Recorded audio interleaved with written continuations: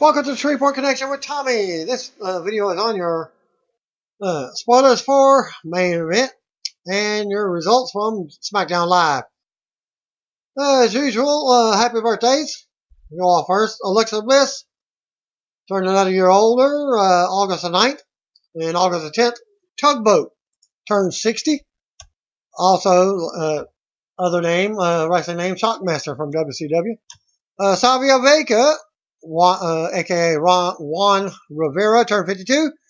Former ECW wrestler Amish Roadkill, real name of Michael DiPoli, turned 40 years old. Former WWE wrestler Stu Barnes, if you don't know that, it's Wade Barrett. He turned 36. And since he's off wrestling right now, he's off filming the movie Vengeance.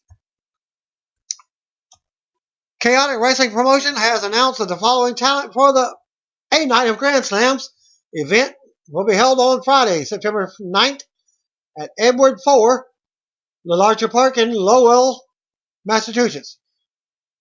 Rob Van Dam and Tommy Dreamer versus Chase Del Monte and the Logan Brothers. Firebrand Brian Fury versus Cody Rhodes. Tommaso Ciampa versus Warbeard Hansen.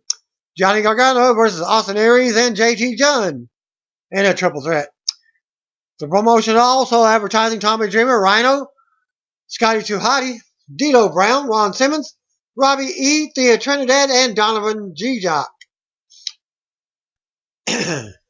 Matt Morgan gave his thoughts on from Raw from Monday night at this link.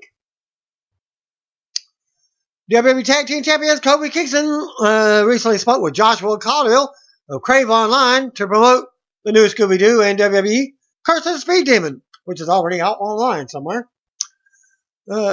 being released on last night, Tuesday night. And here's some of the highlights. Crave Online asks, "You guys look like you're always having fun. What has been your favorite thing that you've got to do as the New Day?" Kofi says, we got out there and get to entertain ourselves.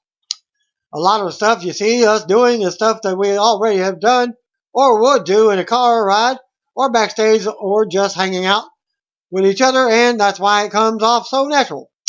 We're in the ring the other day after we had become the longest reigning WWE Tag Team Champions, and we did a montage of all the stuff that we did, and we didn't see the montage until we actually went out to the ring.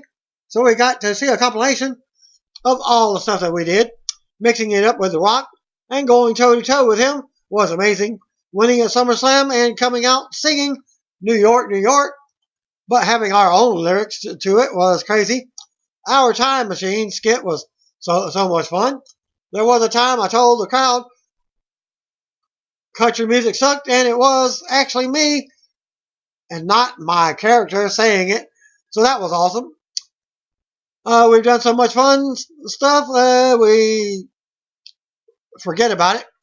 I guess if I had to put a stamp or a pinnacle on what we have done so far, it has to be the Bootio cereal.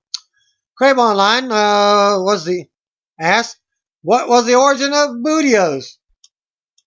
Kobe says, we were thinking about a new shirt because the first one we had was just the New Day logo, which you wouldn't know if you didn't know what the New Day was.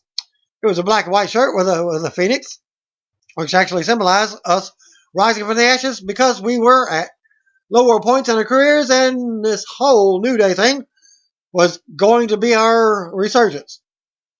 That shirt was kind of just a thrust upon us.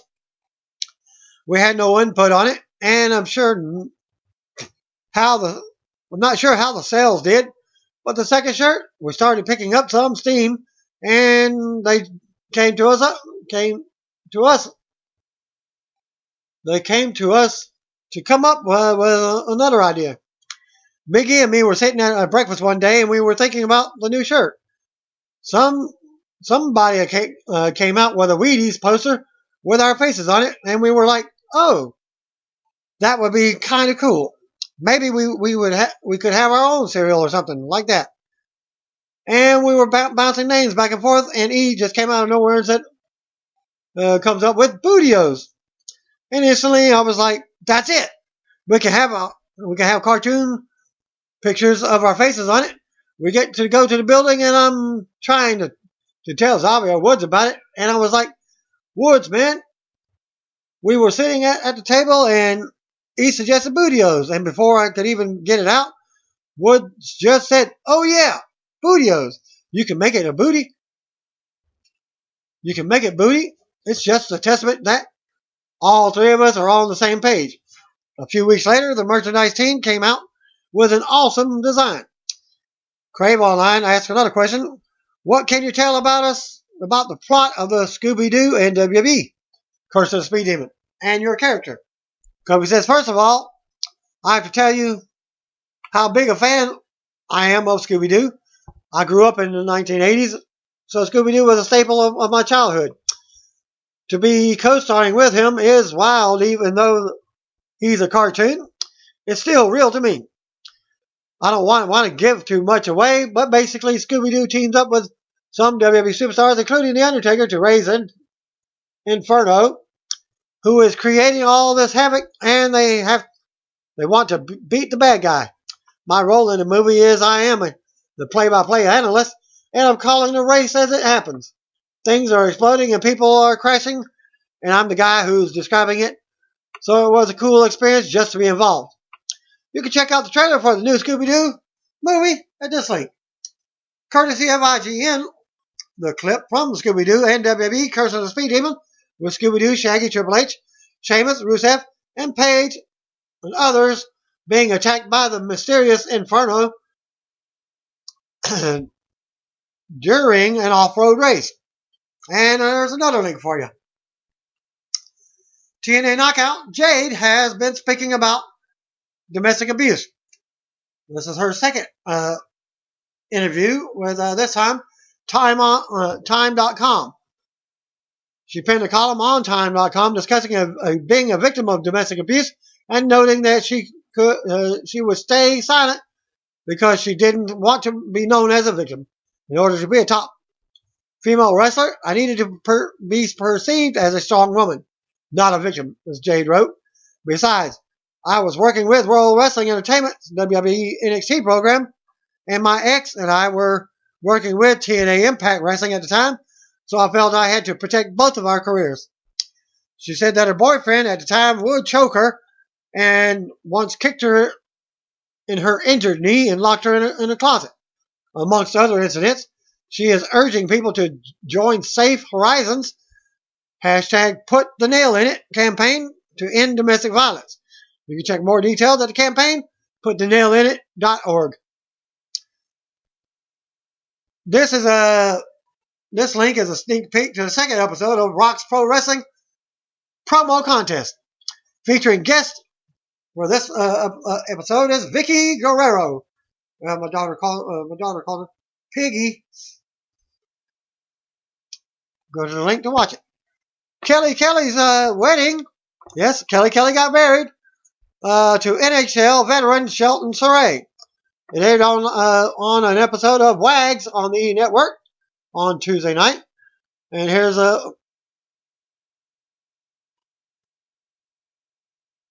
there was a video from their ceremony, which I did not get.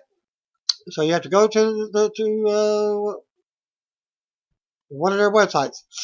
The WWE continued the Eva Marie hamstring injury storyline at this week's live events in California. Eva appeared before Carmella and Becky Lynch versus Natalya and Alexa Bliss matches, but did not wrestle due to injury storyline. She did cut a promo after having her voiceover introduction play. The angle done this weekend saw Natalya filling in for her. The Rock is releasing his own shoe in early 2017. As seen in this video link on Instagram, Rock reveals that the next item in his Under Armour line will be a shoe that he's been training in for a year now. Exclusive sneak peek, he says. It's a good day in footwear. Big. Thanks to Steve at Stephen Curry 30 or Stephen Curry 30 for sending me pairs of the new #Curry Luxes dope colorways in suede and leather, dropping August 13th. And finally, what the world has been waiting for. A little shoe we'll call hashtag rocks, F-I-Y-A for now, because you'll chase your greatness in them by the only way we know how, earning it. Been training in these beasts for a year now, so by the time they drop to you at the top of 2017, you know I've given my blood and sweat in them and kept it. And one more thing, they're slightly aggressive, as alphas are. Blood, sweat, and respect. First two we give, last one we earn. Hashtag Curry Lux, hashtag Rocks, F-I-Y-A, hashtag Good Day in Footwear, hashtag Under Armour, hashtag Blood, Sweat, and Respect. WWE Shop has released new Nia Jax merchandise. Saying in a tweet from the Raw Superstar, you can also take $5 off of orders of $30 or more at WWEshop.com. And the code is WWE WINC5. It's WWE WIN C5. Or any other merchandise, not just hers, any of them. Kofi Kingston spoke with Channel Guy magazine promoting his new Scooby-Doo and, of course, the Speed Demon. We also did the same thing with another I think I did in the Raw video. Well, the link is channelguidemag.com. I'll just place the whole thing there. It's real long. Comments on growing up a Scooby-Doo fan. I was a huge fan of Scooby-Doo, one of the staple cartoons that we grew up with in the 80s as 80s babies. To be in a movie with Scooby-Doo is right up there with becoming a WWE superstar, having my own toy action figure, and being in a video game. Being in a cartoon, especially with a character I grew up watching, is really cool. On the challenges of voiceover work, you have to be animated with your voice. A lot of the context was I was given with the lines. I didn't actually see or know what was going on. They would kind of tell me, and I would have to kind of put myself in that situation and really be a bit more emotional with my voice. In WWE, I can express emotions without even saying a word. I can show you I'm feeling pain on my face by making a certain facial, or even show how I feel by the movements that I'm doing. It was a bit challenging in that aspect to envision myself in the role of this character and convey emotions that way. It was a lot of fun. Everyone was really cool. It was a different experience. I think when it's all said and done with my wrestling career, I would definitely like to get in some voiceover work. This is a good taste of what it would be like. So I'm in for sure. On how Bootios made it from an idea to cereal. It's been crazy because when we first started out as a group, we had a hard time getting approval to do things. For example, there was a time Xavier was wearing an air cast because he had broken his ankle on a live event. So we wanted to say something on TV or have it part of an angle to explain why he was wearing a gray and blue New Day themed air cast. And they wouldn't let us say it or acknowledge. We just had to go out there and you picked up on it or not. Fast forward a year later, and there's actually edible Bootios for sale. When we go to tell Xavier when we saw him about our concept, before I can finish my sentence about what we would call it, he goes, "Yeah, Bootios." So again, it's amazing how we are always on the same page. That chemistry we have. So we pitched the idea to creative and the merchandise team, and they were on board 2 weeks later, and they have a design for all of us on the front with the Bootios. It was great. Everyone wanted to have their cereal when we had the shirt in collector box. There was no actual cereal. Everyone was wondering where the cereal was. So now there's been enough demand that it's out now. It's been a wild ride with these guys. Our journey from being questioned of what we were doing to being hated and being despised by the WWE Universe to now people buying our Bootios flavored cereal. It's crazy. On Raw and SmackDown being competitive now, for the SmackDown brand to be live, which it hasn't been for a while regularly, the guys on that show see it as a chance to dethrone Raw as the flagship show. So us on the Raw side, we see this as a chance to keep up with ourselves and prove ourselves. We don't want to relinquish the throne, so it's an instant competition with the brand extensions. That has been kind of missing within WWE over the past few years. There is no competition. Now with Raw and SmackDown, we have created a competition within ourselves. It really provides for an amazing product because we want to be the best on the Raw side and they want to be the best on the SmackDown side. It provides for a great time for WWE Universe. It's been awesome so far. Raw has changed its look with a new set. It's weird now seeing the announce table out of the arena and by the ramp. There are these little things that when you look at each show, it has a different feel, and that's good. That's another thing that they're copying off TNA. TNA used to be ringside. Well, they are back at the ramp break. Shamus recently spoke with comicbook.com, and here are the highlights from him. Here's the interview. On the brand split, I was so excited to be the 6th round draft pick after being WWE champion 7 months ago. It's amazing. I mean, wow, to sit there and see your name out at the very, very end of SmackDown Live. It was a proud moment for me, to be honest. Shows how far I've gone in the last 7 months as a WWE superstar. And puts his hand in the air and plunges it down to the top. Is it right? To the top. Comments on Apollo Crews. I think the brand split will be great. I just need to get myself a good story. I was looking forward to something with Apollo Crews, helping that kid. And then it was a very stop-start.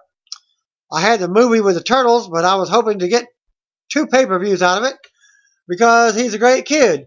He's going to be a great star. He just needs time. You know, I love being in the ring with him. The stuff he can do is incredible. American Alpha's opponents on SmackDown Live this week were Mike Vega and Mikey O'Shea. They are indie wrestlers from California. Several superstars missed SmackDown Live broadcast because they were sent overseas.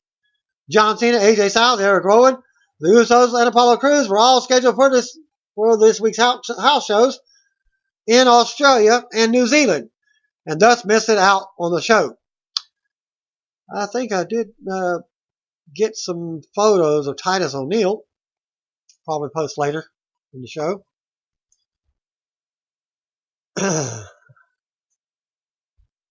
Primal Conflict Wrestling has announced that Rhyno will be facing PCW champion Drolix in the company's Revolution Rumble show on September 17th in Ranson, West Virginia.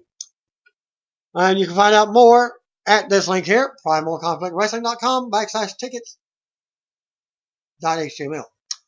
While there is no word on whether he's been cleared yet or not, Jimmy Uso was on tour of New Zealand and Australia. This is where I'm posting the pictures because the Usos and Titus O'Neil were all together. Titus posted the following pic of himself and Jay and Jimmy Uso. Show you a picture there for you. Chris Jericho mentioned on Twitter that he was inspired by Paul Stanley of Kiss to do a potential rock and wrestling cruise. He's asking fans to take a survey to check out their interests seen on Twitter at I Am Jericho. There's also posted a link for y'all to go to the survey and fill it out. What do you think of a Jericho cruise combining rock music and wrestling? Would you go? Tell me your thoughts with on the third survey. SurveyMonkey.com/r/Chris Jericho. WWE Universal title won't be the only new championship coming to the Raw brand over the next few months, as the new WWE Cruiserweight title has also been confirmed. No word yet on when the title will debut, but my guess, and PW Insider also says it has been commissioned and confirmed by multiple sources, as though the Cruiserweight division will be exclusive to the Raw brand. So, they will get the title at the end of the Cruiserweight tournament. It's not been confirmed yet, but that's my guess. And also from the Cruiserweight title debut, and the live final of the WWE Cruiserweight Classic on September 14th from Full Sail University. Okay. Go to this link for Ric Flair. What does he tell the Atlanta Falcons? First spoiler result, thanks to Tommy Lockrow for texting in the following results for SmackDown for this week's main event broadcast. Dark match, it wasn't one. Main event, Kane defeated a local wrestler, no name given. Sakara defeated Jinder Mahal. The Hype Brothers defeated Breezango. Second report, say the same thing.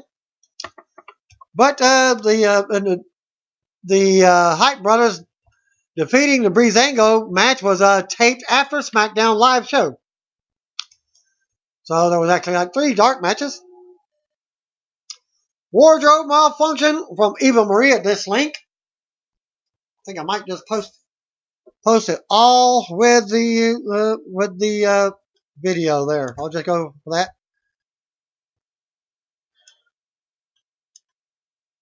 Okay, there will be videos posted whenever I say it on the video. Where Dolph Ziggler super kicked Ambrose by mistake when Bray Wyatt released a hold, turned him around, super kick. And also American Alpha versus local jobbers. You see that? Alexa gets her debut win. Alexa Bliss. Orton versus Del Rio match. All on YouTube. Scooby-Doo locks Miz inside a van. Does he know how to get out of a van? Inside a van? Of course. Inside, you can open the door. Unlock it and open the door. Backstage segment with Corbin versus Kalisto. Also Carmella versus Natalya. Also Wyatt versus Dolph and Ambrose. Was your main event part for that.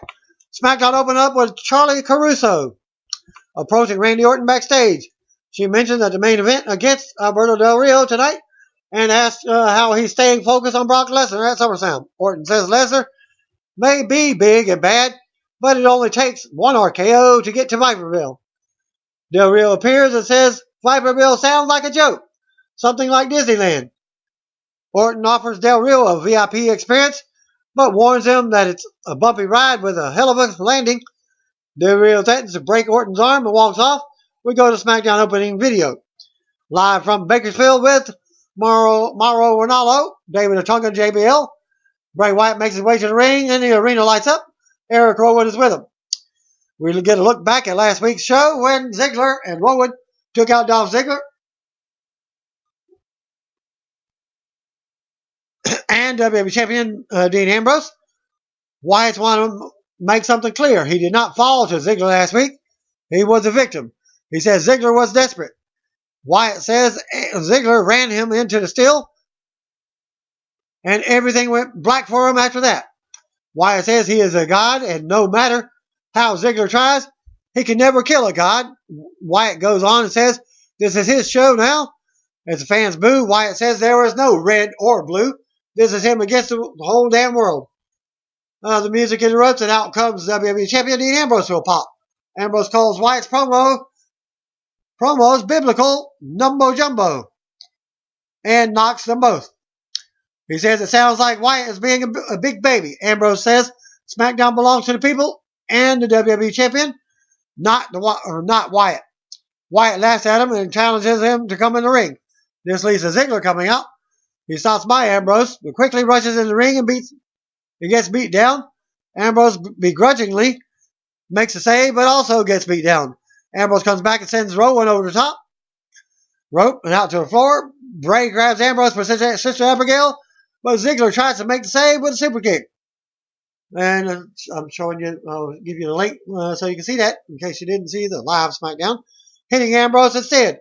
Ziggler freaked out of the accident and knocked Rowan off the apron, but eats Sister Abigail. Wyatt family head to the back together as Ambrose and Ziggler recover inside the ring. Still to come segment, Orton versus Del Rio. Also, American Alpha will be in action. Back to commercial. Back from the break, Ambrose is backstage with Ziggler, Ambrose isn't sure that the super kick wasn't an accident. They come face to face when Daniel Bryan and Shane McMahon get in between. They announce a tag team match for later in the evening. American Alpha versus Mike Vega and Mikey O'Shea. Yeah, real names. Indie wrestlers. Whatever. We go to the ring. Out comes Chad Gable and Jason Jordan, your American Alpha tag team. Local wrestlers Michael O'Shea and Mike Vega await in the ring. Before the match can begin, Ascension's music hits and out comes Connor and Victor. Evolve Villain's music hits, out comes Simon Gotch and Aiden English. Zack Ryder and Mojo Rawley, the Hype Brothers, are out next. Also want to watch the match.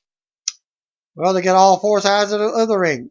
American Alpha make quick work of their opponents and hit a double drop kick to send O'Shea to the floor. Jordan launches Vega and nails him in the corner before tagging in Gable for the double team and a win. After the match, Gable and Jordan celebrated as the other teams watch. They hit the apron and surround Gable and Jordan before hitting the ring. The big brawl broke out as it comes down to American Alpha and Evolve Villains.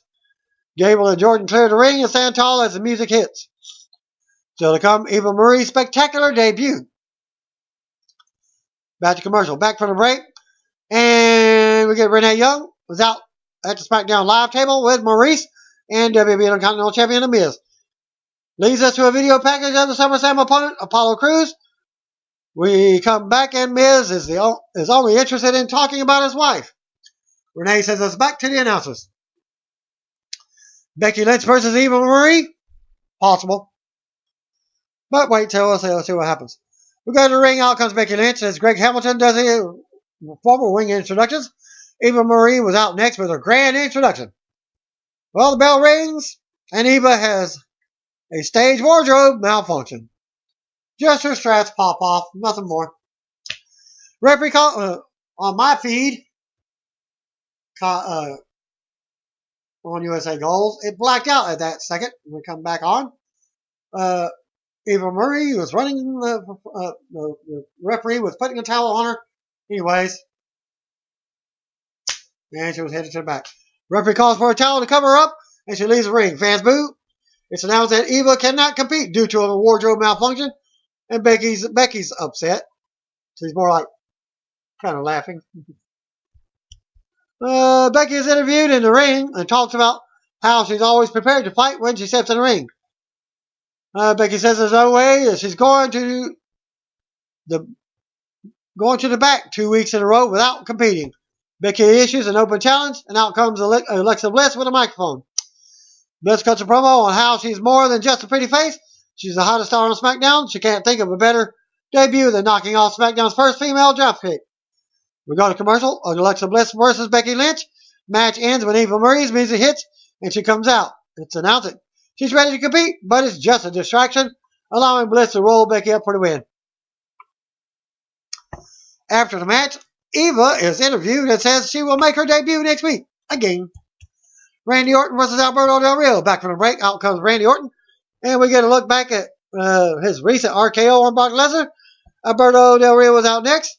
Back and forth start. Del Rio works over Orton for several minutes until Orton turns around, sends Del Rio to the floor on his back. We go to commercial. We come back and Del Rio turns things around, nails a backstabber, goes to work on Orton's shoulder. Del Rio sends Orton to the floor and slams the arm into the steel steps a few times. Del Rio shows off and drops a big right hand for a 2 count. Orton comes back with a drop kick and looks to make another comeback, but Del Rio gets the arm breaker over the top rope applied. It's broken and Del Rio goes to the top, but Orton crotches him. Orton ends up hitting a superplex, but lands on his shoulder. More back and forth with counters. Orton blocks the cross arm breaker, but Del Rio blocks the RKO. Orton drops Del Rio and readies for the RKO. Del Rio rolls out to the floor as the fans boo. Orton follows and clotheslines him into the timekeeper's area. Orton takes apart the announce table. Del Rio grabs a steel chair and nails Orton with it for the disqualification. And my feed had went out. I didn't get to see that part of the finish either. After the bell, Del Rio continues the assault and rolls Orton in the ring. Del Rio follows with a chair and waits for Orton to get up. Orton gets up and nails the RKO out of nowhere with a big pop as my feed came back in. And that's what I got to see. Rhyno is backstage when Heath Slater walks in. Slater says he needs this job for his kids. First of all, he says 2 kids. Because he bought a pool. Rhyno mentioned winning his primary in Michigan last week and says he has constituents to impress. He can't help Slater. We go back to commercial. We get a segment from earlier where WWE Intercontinental Champion The Miz rolled up on Scooby-Doo. Scooby locked Miz in a mystery machine and drove off. I'll show you that link for there. Heath Slater versus Rhyno was up next. We go to ring. Out comes Heath Slater. If he wins this match, he gets a SmackDown contract. Rhyno was out next. They lock up and trade holds. Rhyno takes control, but Slater turns around and gets riled up. Slater with a 2 count and then another. Slater tries for another pin attempt and then headlock. Slater slams Rhyno with a handful of hair, covers for a 2 count. Slater shows frustration and keeps Rhyno grounded again. Slater goes on and gets caught with his feet on the top rope for a cheated pin. Referee sees this. For several seconds, he argues with the referee, turns around to a gore for Rhyno for the win. After the match, Rhyno stood tall. As we go to replay, Slater looks concerned. We go to Eric Rowan and Bray Wyatt somewhere in the back. Wyatt asks Rowan to do what he does best tonight, destroy. Rowan slips on his match and tells us to run. Back from the break, Slater is throwing a fit backstage to Shane and Bryan. He calls them losers and says he's out. He was too good for SmackDown anyways. He storms off, and they look amused as Shane had a contract in his hand that they were going to get to offer Slater, as Daniel Bryan was also there talking with him also. They both were agreeing to actually sign him because Daniel said he has heart, and that's what they want. Carmelo versus Natalya. We go to the ring. Again, showing you another video for that. Out comes Carmelo with a promo. Natalya made a big mistake last week, so tonight Carmelo is going to slap her so hard she goes blind. Carmelo keeps talking when Natalya runs out from behind and attacks her, but Carmelo immediately got the upper hand and dropped Natalya. Then brings her in the ring, they brawl, and the referee separates them for the bell. Bell rings, Carmelo unloads, but Natalya turns around. Natalya uses the ropes and drops Carmelo for a 2 count. Natalya with a pair of snap suplexes and some showing off. Natalya with more offense before keeping Carmelo grounded while talking trash. Natalya ends up hitting a big clothesline for a 2 count. She goes for a sharpshooter, but Carmelo turns it into the code of silence, and Natalya taps out. After the match, Carmella is shocked at her debut win. She makes her exit as Natalya looks on, clutching her throat. Because it was kind of like a scissor hold around the throat. So comes segment, a preview for AJ Styles versus John Cena. Of course, they're gone overseas for their live event matches. Back from the break, we get Renee leading us to a preview for Styles and Cena at SummerSlam. Then we go backstage again with Baron Corbin beating up Kalisto, which I'll show you that little link for you. Corbin says that that was for costing him the shot at the Intercontinental title. Corbin leaves and trainers are come to check on Kalisto. Dean Ambrose and Dolph Ziggler versus Bray Wyatt and Eric Rowan. I'll again show you that link for that. It's time for the main event as Dolph Ziggler makes his way out. Ambrose fall out to a pop back to commercial. Back from the ring, out comes the Wyatt family. Bell rings. And we get TV interests for both teams. Bell rings in the attack, taking control.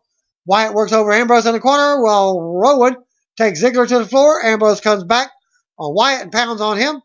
Ambrose nails kicks in the corner as Ziggler takes himself in. They argue and both unload on Wyatt in the corner. Wyatt blocks the neck breaker from Ziggler and turns it around. Wyatt keeps control and Rowan gets a shot as he nails Ziggler with a lariat. Ziggler rolls to the floor as we go back to commercial. Back from the break, Wyatt slams Ziggler but misses the senton. Ziggler tags in Ambrose and he unloads on Wyatt. Ambrose with a running bulldog and a shot to Rowan on the apron. Ambrose launches himself onto Rowan, slams his head into the announce table. Ambrose runs back in and Wyatt drops him with a big clothesline. Rowan tags in and splashes Ambrose for a 2 count. Rowan keeps Ambrose grounded. Rowan puts Ambrose on the top of the turnbuckle and beats on him. Rowan ends up booting Ambrose out to the floor. Wyatt tags in and slams Ambrose into the apron. After catching him in midair, Wyatt brings Ambrose back in and taunts Ziggler. Wyatt turns upside down in the corner. Ambrose blocks a shot, but has Dirty Deeds blocked. More back and forth. Ambrose hits a swinging neckbreaker. Ziggler gets a tag. Goes at it with Rowan. Ziggler with a neckbreaker and a shot to Wyatt on the apron. Ziggler drops an elbow for a 2 count. Ziggler goes on and rolls Rowan up for a 2 count. Ziggler tries and gets another pin attempt. Only gets a two count after a DDT. More back and forth until Ziggler hits a zigzag and Wyatt breaks up the pin. Ambrose blocks Sister Abigail and sends Wyatt to the floor. Ambrose nails a dive to the floor. Ziggler and Rowan tangle again. Ziggler nails a super kick for the win. After the match, Ziggler and Ambrose have their arms raised. They look to be on the same page until Ambrose kicks Ziggler and nails Dirty Deeds in the middle of the ring. Fans chant yes. As Ambrose grabs the title and his music hits, looks like we got heel Ambrose. SmackDown, as we go to replays and Ambrose music hits, SmackDown goes off the air with Ambrose looking back at the ring.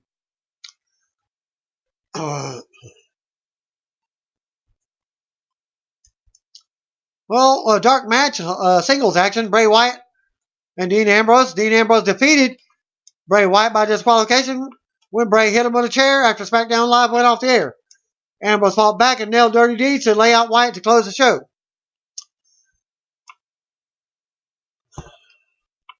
WWE posted the following video from SmackDown's post show at this link here, Talking Smack, with Daniel Bryan talking about their plans for new SmackDown Tag Team titles. SmackDown's getting tag titles. WWE taped another main event match for this week's after SmackDown went off the air. Bakersfield, Tuesday night. Match saw Tyler Breeze and Fandango take on Zack Ryder and Mojo Rawley.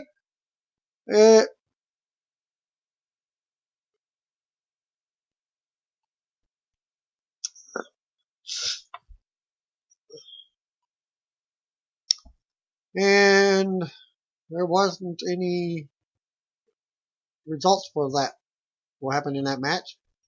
But there were 2 dark matches, Zack Ryder and Mojo Rawley versus Tyler Breeze, and Fandango was taped for main event, so that wasn't actually a dark match.